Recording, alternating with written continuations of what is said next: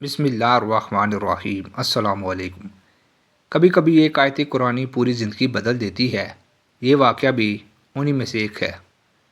اسلامی لشکر کے ایک سپاہی ہیشم سے روایت ہے کہ جب وہ سفر سے واپس آیا تو اس کی بیوی کے ہاں 6 ماہ کی مدت میں بچے کی پیدائش ہو گئی تھی۔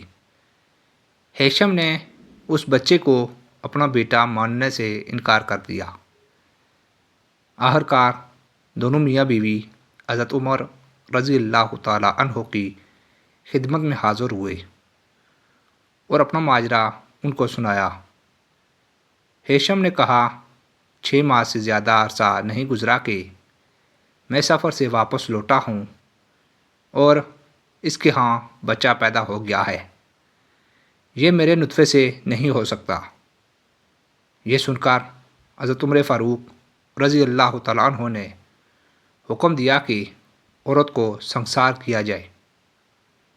حضرت علی رضی اللہ تعالیٰ عنہ نے سنسار کرنے سے پہلے حضرت عمر رضی اللہ تعالیٰ عنہ سے فرمایا، یہ عورت اپنے شوہر سے حاملہ ہوئی ہے اور اس کی دلیل یہ ہے کہ اللہ تعالیٰ نے قرآن مجید میں فرمایا اس کی مدت حمل اور مدت رضاعت 30 ماہ ہے۔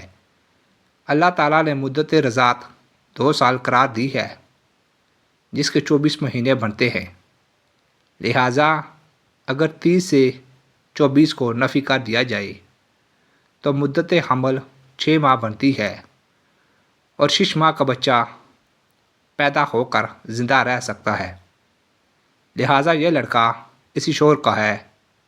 اس وقت حضرت عمر فاروق رضی اللہ تعالیٰ عنہ نے عورت کو رہا کر دیا اور بچے کو باپ کے ساتھ ملا دیا۔